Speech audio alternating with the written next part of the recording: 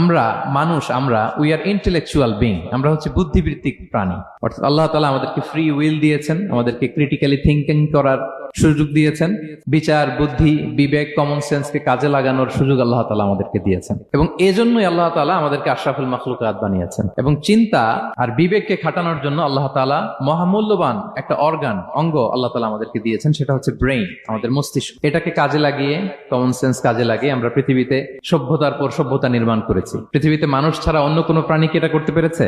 এবং আপনি শুনলে অবাক হবেন, আমাদের এই যে ছোট্ট ব্রেইনটা, খুব বেশি না কিন্তু ওজন, একটা প্রাপ্তবয়স্ক মানুষের human brain on an average 3 pounds, মানে 1.5 কেজি। এই 1.5 কেজি ওজনের ব্রেইন দিয়ে আমরা পৃথিবীতে এই সভ্যতাগুলো বিনির্মাণ করেছি। আমাদের এই ব্রেইনের মেমোরি ক্যাপাসিটি, মেমোরি স্টোরেজ অনেক বেশি। বিজ্ঞানীরা গবেষণা করে ওনারা জানিয়েছেন যে আমাদের হিউম্যান ব্রেইনের মেমোরি হচ্ছে 2.5 পেটাবাইটস।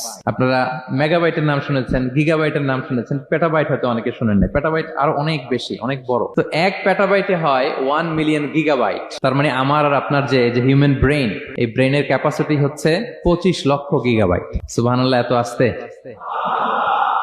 তো এই বিচার বুদ্ধি, বিবেক বুদ্ধি, এগুলোই আমাদেরকে পশু থেকে আলাদা করেছে। পশুর কিন্তু এই ইন্টেলেক্ট নাই, বিচার বুদ্ধির ক্ষমতাটা তাদের নাই। আমাদের ফ্রি থিঙ্কিং করার সুযোগ আছে, আমাদের ইন্টেলেক্ট আছে, আমাদের ইন্টেলিজেন্স আছে। আমরা আমাদের সিদ্ধান্তগুলো নিজের মন মতো করে নিতে পারি। এজন্য আমরা হচ্ছে আশরাফুল মাখলুকাত।